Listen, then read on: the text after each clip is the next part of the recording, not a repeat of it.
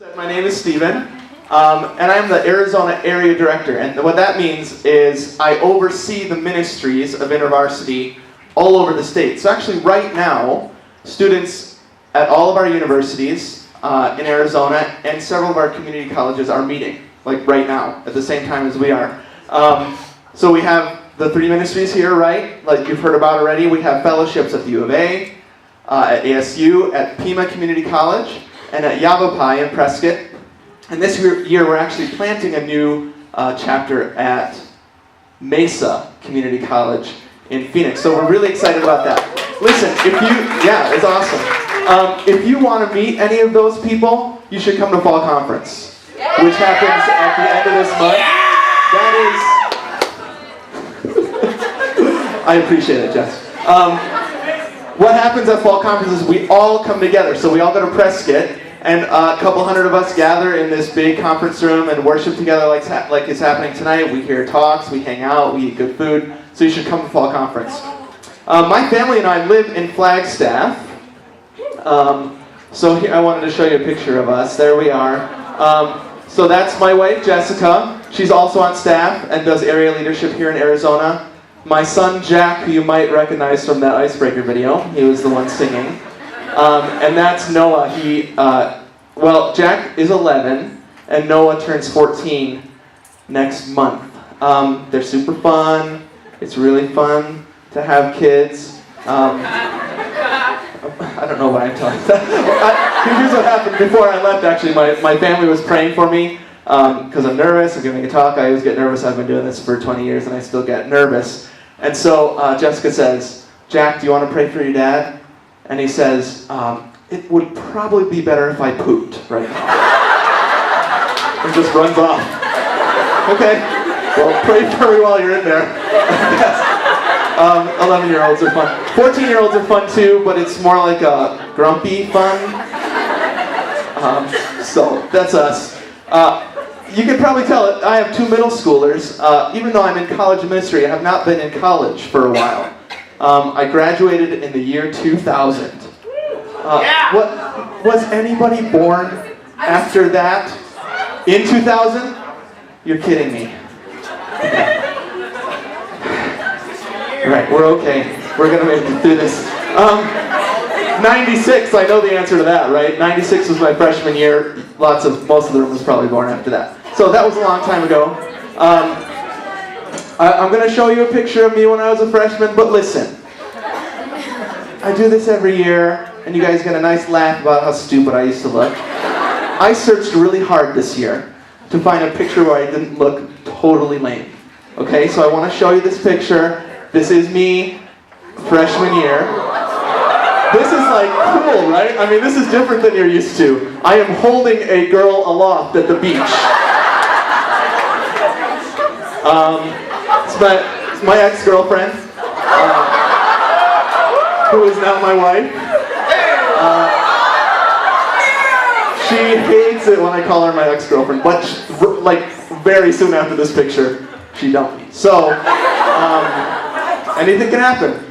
So there I am, my freshman year. I was thinking, why is it that I look so not lame in this picture? And I realized it's because it's from far away. So I really did this. I looked for a picture taken that same day close up to see if I looked as good. And here it is.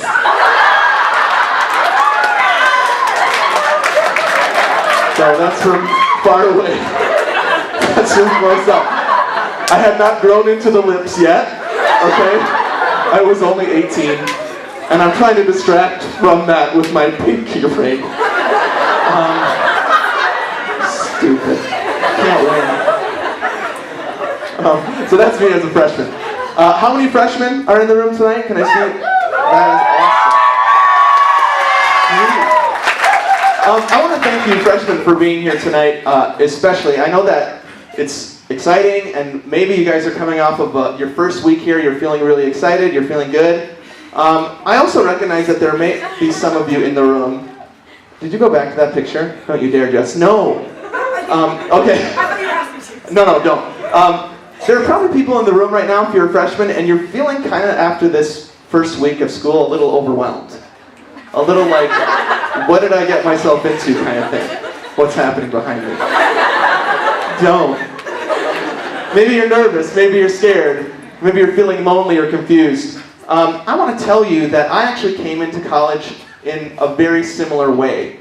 I was really kind of freaking out about whether I had made the right decision, whether I was going to make good friends, what I was even doing there. And so if you're feeling like that tonight, I want to tell you some good news, two pieces of good news. One is that you're not the only one in the room feeling that way. People have been feeling that way for a long time as freshmen, and there are lots of people in the room right now that are probably feeling similar, so you're not the only one. And the second thing I want to say about good news is that it got better for me. Even though my freshman year started rough, I remember back on it as one of the best years of my life. And I was thinking about why. Why do I remember my freshman year in particular as so good? Here's why. It wasn't my classes, even though that's important. I need to say that to you. Classes are important. It wasn't my newfound freedom. 1996, I come into my room, and there's a phone sitting there. Like, a phone. You know what I mean? It's like a phone. And I was like, freedom. I have my own phone. So I know what it feels like. That's good, but that wasn't the best part of my freshman year. It wasn't the food. It wasn't the dorm. It wasn't my sweet dial-up internet connection. It was the relationships that I made, like Cosmo was saying when he was up here. I made a commitment to step out, to get to know the people in my dorm, to get to know other people around campus, and I ended up forming relationships with people. Some of them that had similar interests to me and were like me, and some people that were just not like me at all, totally different than me. One of the groups in that former category was my small group in InterVarsity. I actually did not want to come to InterVarsity when I was a freshman. I was not planning on going to InterVarsity at all, but these guys knocked on my door, and they were like super nice, and I felt bad for them. And so I figured, I'll say yes this one time, maybe they'll leave me alone. But I ended up going, and it ended up being like really amazing, especially because I got involved in a small group with these guys right away. They became some of my best friends my freshman year, and they stood up in my wedding. And we're still friends. When I go back to Wisconsin where I went to school, we still hang out. That's the kind of relationship I had with these guys.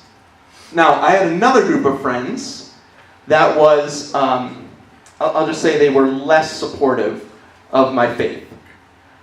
Nick and Joe lived a couple floors above me. They were the funniest, most intimidating guys I've ever met. And for some reason, they liked me. And they wanted to hang out with me, so I hung out with them all the time. And we became great friends. And actually, I want to give you a little taste of what my college life was like with these two guys, Nick and Joe. What we would do is we would play intricate pranks on one another for the 4 years that we were in school. And then when we got bored of that, we would play pranks on our friends.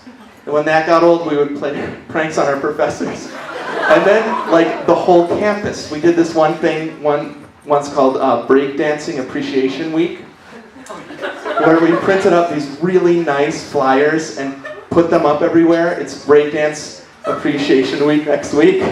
And, like, the paper wrote about it. And so, for a week, every day at noon, we would pull out these flattened cardboard boxes, and we would put on Boys to Men, and we would break dance. Me and two of the other whitest guys who did not know how to break dance, breakdancing, and we drew huge crowds. I'm not even kidding. It was amazing. We made it all up. Okay, these guys are still at it. We're still good friends, me and Nick and Joe. We're still in contact. A couple months ago, I get this email from Nick. And the topic is our latest thing. Okay? So I open up the email, it's got a YouTube link in it, and I want to show you what I saw. You might have to click play on this, Jess. Oh, no. Pause. Oh, sorry. We'll get some.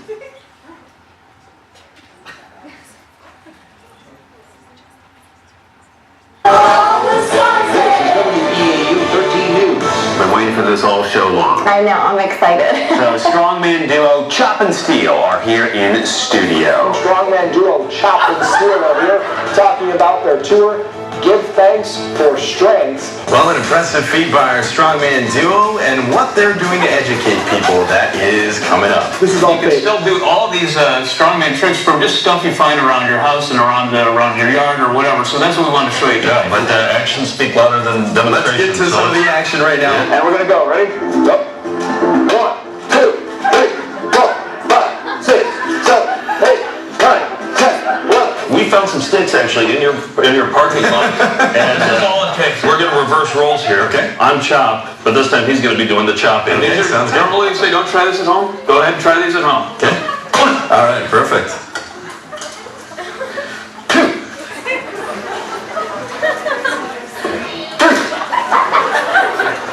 It's a little big. 3, 4. Okay, ready? Go. 1, This is an Easter show. Those are Easter baskets. 3, 4,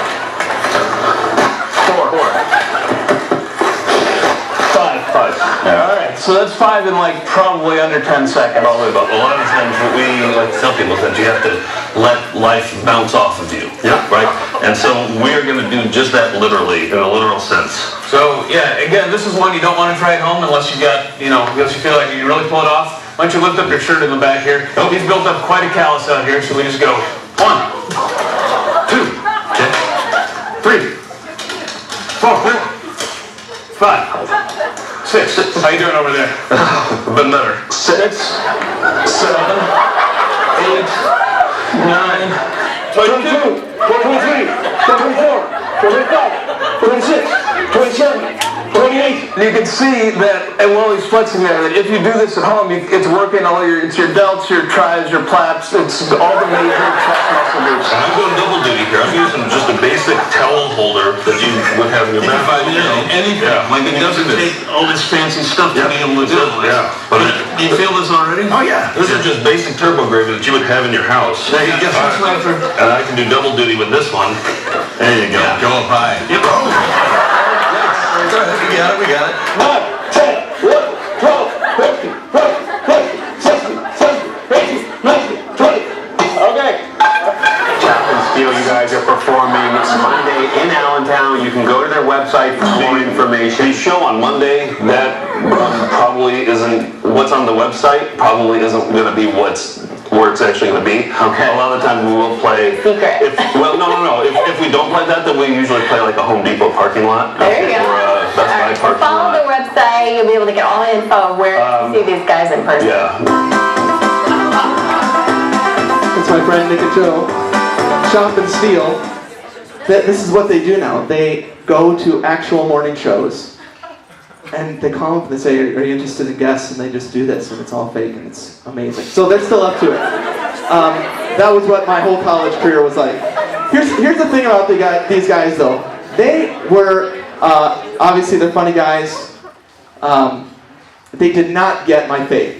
Okay, so when I would come back from a Thursday night at InterVarsity, right, or a Wednesday night for my small group, and I'd tell them what I learned about God that week, or about how, like, this one evening early in the semester, this one Thursday night, I recommitted my life to following and loving God.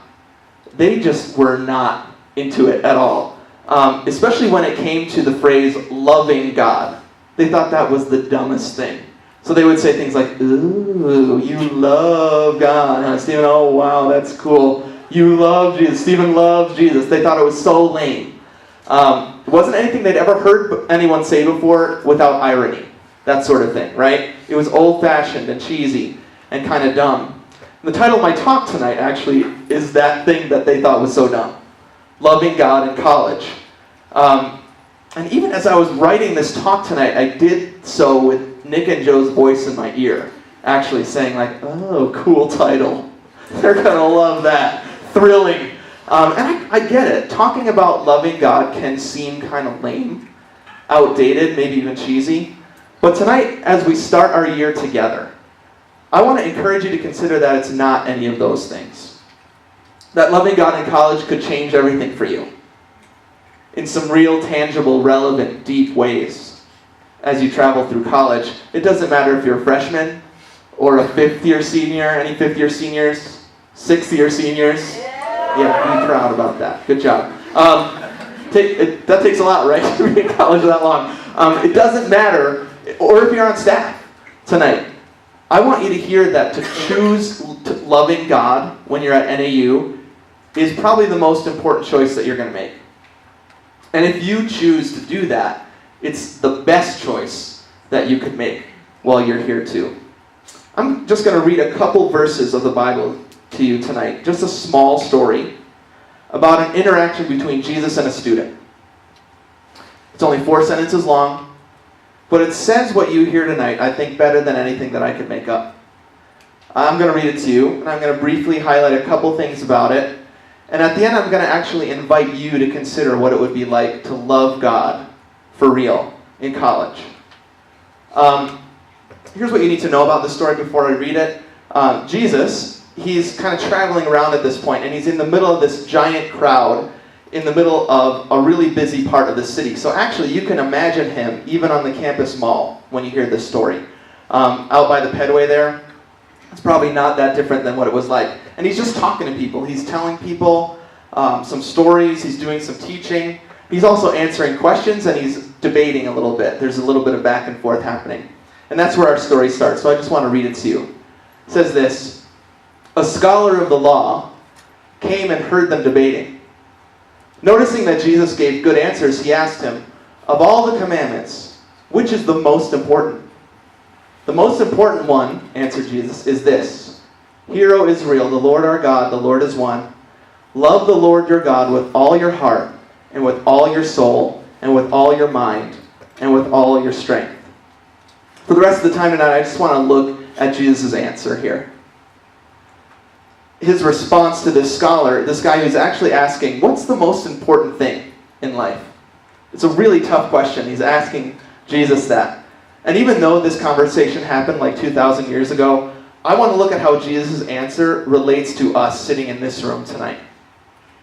How Jesus might be inviting you to consider loving him at the beginning of this year with everything that you have. In fact, at the end of this talk, I'm going to ask you how you want to respond.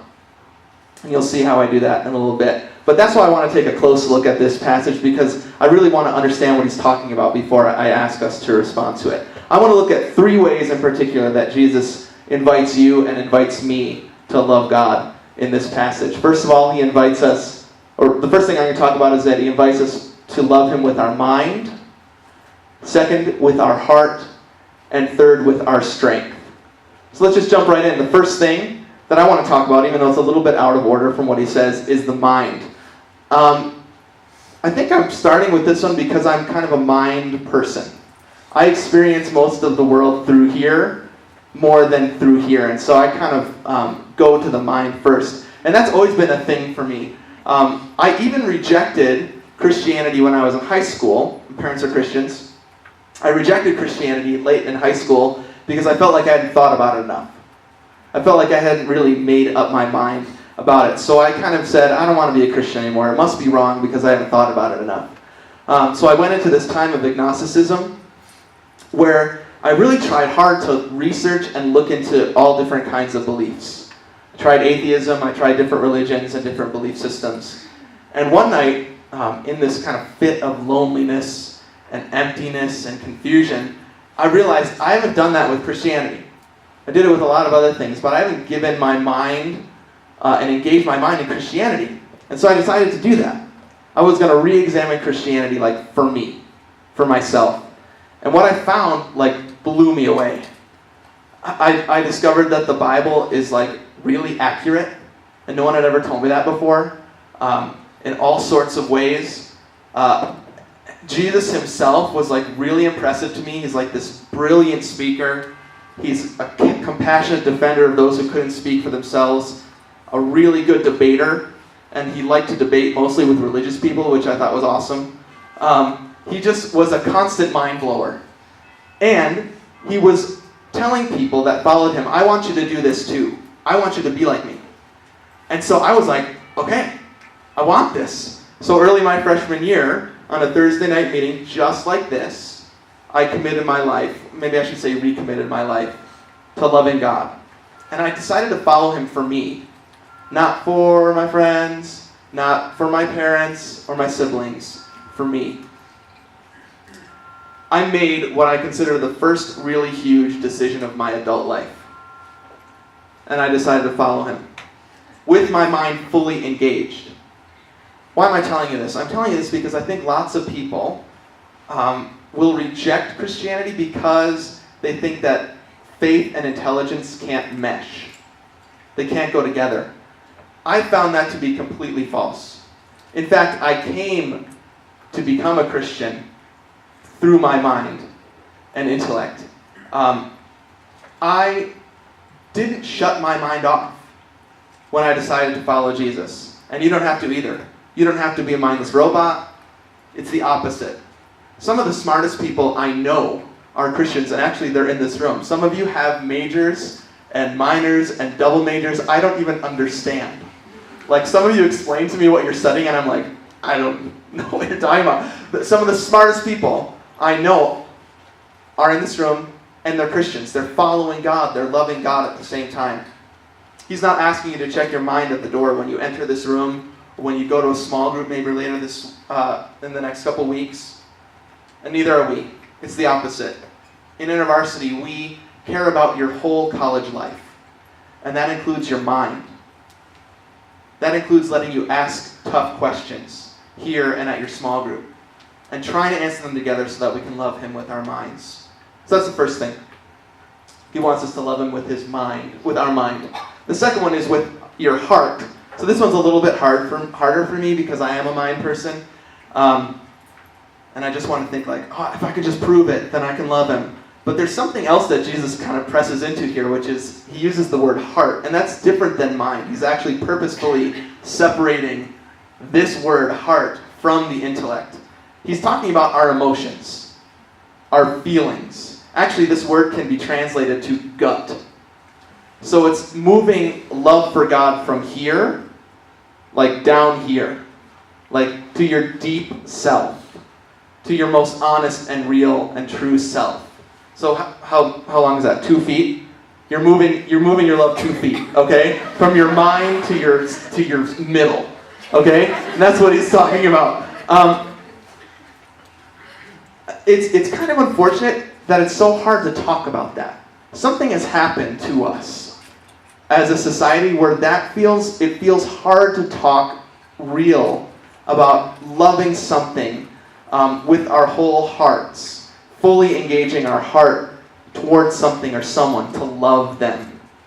I'm not immune to this either. We went to see Wonder Woman this summer, my family and I, and I'm like really digging it, okay? Like, this is amazing. She's like drop kicking guys out of windows and charging the front all by herself, and like protecting Captain Kirk with her bracelets. He's like the damsel in distress of that movie. I loved it, right? Like, he's like, I'll protect you, and then never did. It's awesome. She's like, she does that slide move in and sweeps legs, and I'm like really into it, okay? Then the end comes, and she's fighting Professor Lupin, and there's things like blowing up everywhere. And you know how at the end of every superhero movie this has to happen. Things are exploding, and everything's flying everywhere, and it's exciting. And she does that thing where something hits her shield and she like digs a ditch into the cement or whatever to stop it. And she looks at Professor Lupin right in the face. And I looked it up because I wanted to remember exactly what she said. She said, "I believe in love. Only love will truly save the world." And I remember thinking, lame. Way to ruin it. Because I am a callous, jaded jerk when it comes to this, okay? I can't even trust Wonder Woman. I don't believe her about love. Something's wrong here. My first reaction to genuine and powerful love is to roll my eyes. Jesus, though, he says the most important thing, one of the most important things I can do with my life is to love God with my heart.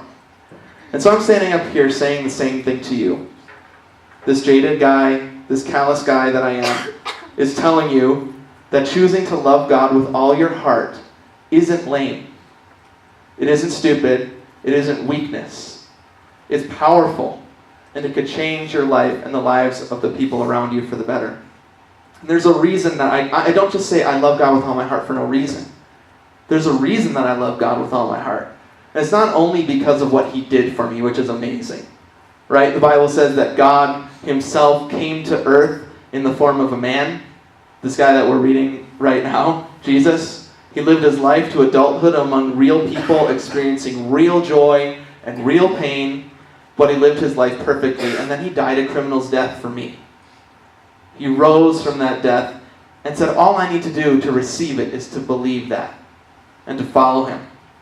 And I can spend my life with him, eternity, and my afterlife in heaven. And that's awesome, but it's not only that. That's not the only reason I can stand up here and say that I love God with my whole heart. It's what he does for me now. He has rescued me out of depression and loneliness. He's enabled me to forgive people who have harmed me deeply and release grudges. That's a miracle. He's taken me all over the world and opened my heart to different people and cultures. And in the middle of the night, when I wake up, anxious and worried and confused, he is there with me. And that's why I can say I love God with all my heart without feeling stupid, without feeling lame. It's true. It's an amazing thing. He knows that. And so he invites this scholar, and he invites me, and he invites you to one of the most important things in life, which is to love him with our whole hearts. The last thing is that he asks us to love him with our strength. I think what Jesus is saying here is that he actually wants us to make some effort to love him. Not just to think about him and keep it inside up here. Not just to feel and keep it in here, but to use our strength to do something out here. He's inviting us to love God with that part of our lives as well. If you decide to pursue God and love God in college, and you decide to do that with us in InterVarsity, you'll find out pretty quick that we are about more than what we feel and what we think. We're about what we do together in response to those things. Rarely will you come to a Thursday night and hear a talk from up front that's just conceptual. We can't help ourselves from saying, so what? So what do we do? Now that we know this, what do we do about it? We want to be like Jesus in that way. He would teach and engage people's minds and hearts, and he would challenge them, and then he would leave them to wrestle with what to do about that in their lives. How they would use their strength to love him. I was telling you about this small group of guys I got involved with early my freshman year. Guys from InterVarsity who lived in my dorm and the dorm next door. We had a small group together. And we decided early on in that small group that we didn't want to just be a Bible study. We didn't want to just read a passage, answer 4 canned questions that we all knew the answers to already, and then not think about it for a week until we got back together again, if ever. That's not what we wanted to do. We wanted to be different. We wanted to love God with our strength. I don't think we would have put it in those words, but I think that's what we wanted. So at the end of our time together, each week we had what we called the so what. As in, great, we read this, we understand it. So what? What are we going to do about it? And that decision shaped my college experience, and it shaped my life. Because we acted on our so what, and I got to see amazing things. Sometimes we would do kind of simple things, like we would walk around the dorm and empty people's trash. Walk around campus asking people if they needed us to pray for them. And it was so scary, but it was awesome. It was kind of like Breakdance Appreciation Week, but for God. It was that crazy, it felt like. Other times we would feel like there was one specific lonely person on our dorm floor, or that we would see in the cafeteria by themselves. And we were supposed to go up and talk to them and befriend them and stick with them when other people wouldn't. One time at the end of our small group, I was like, I think I'm supposed to go to India this summer. And so the guys said, okay, you should go to India then. And they helped me get there. And I spent this summer after my sophomore year in India because of that small group. Because of our so what. Because I wanted to love him with my strength and not just my heart and my mind. Every time we decided to love God with our strength, something crazy happened. Either in somebody else's life, mostly in our lives. And it was incredible. And I know, that if you would do the same thing, if you would decide that you want to love God not only with your mind and your heart, but also with your strength, you would see similar things happen. I've already heard about some small groups that have, couldn't wait to start and are already starting, right? In InterVarsity at NAU. I mean, the Calderon small group, I think, met a couple of nights ago or last night or something. I want to say to you guys, who are you going to be? Who are you going to be?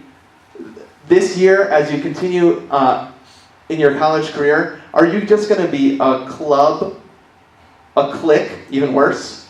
Or are you going to be people that love God with your mind, your heart, and your strength? We in InterVarsity want you to have an amazing time in college. We do. Because it's the most amazing time in your life. And so we're committed to help you to love God with your whole mind, your whole heart, and your whole strength. I said I was going to invite you to consider this in a real way at the end of my talk, and here we are. So I actually want to do something together. You've heard my take on this passage. You heard Jesus' own words that he thinks the most important thing for you to do is to love God with your mind, your heart, and your strength. And so I'm wondering if you would close your eyes. Don't worry, nothing weird is going to happen. I'm not going to come over and slap you. That would be kind of funny. I'm going to stay right here. The reason I'm asking you to close your eyes is because I actually want you to focus on what I'm about to ask you and put out some of these distractions that might be happening right now. I'm going to ask you to actually put yourself in the place of this scholar. So I told you to imagine that Jesus was out there on the pedway. That might help. You visualize yourself there, maybe in the crowd as that scholar. And I want you to see Jesus in front of you. And I want you to see yourself asking this question: what's the most important thing for me while I'm here at college? What's the most important thing? And I want you to hear him give you this answer, because I think he would give you this answer. That he wants you to love God with all your heart, with all your mind, and with all your strength. And here's what I want you to do. I want you to think about what you would say next. I'm just going to give you 20 seconds of silence to think about that. If he said, love God with all your heart, all your mind, and all your strength, will you do that for me? What would your response be to him in this moment, right at the beginning of the school year? Just think about that for 20 seconds.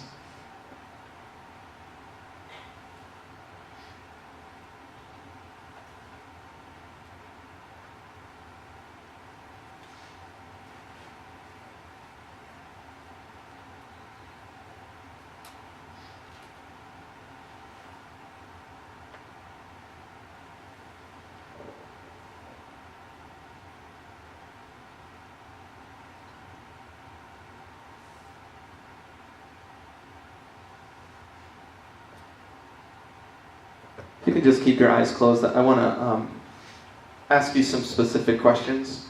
I just feel like I always feel led to ask this particular question because this was me when I was a freshman. Maybe you're here tonight and this is the first time maybe you've even considered following Jesus. But you're feeling something happening in you, in that middle part, that gut.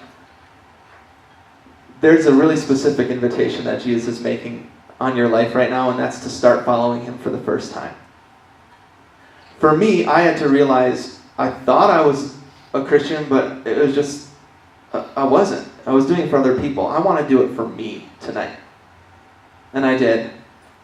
And so I'm going to ask you, if you're feeling like that's you, sometimes we ask you to stand. I'm not going to ask you that tonight. I feel like this is a really personal thing.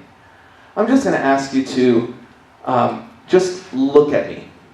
Just raise your eyes and look at me. Make sure that I see you. If you don't think I see you, just wave your hand. I see you. Is there anybody else? I see you. Gotcha.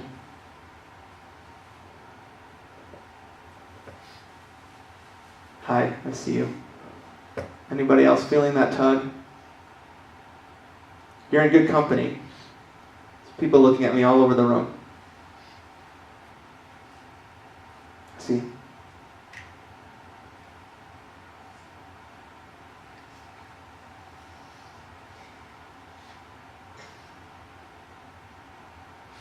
Anybody else?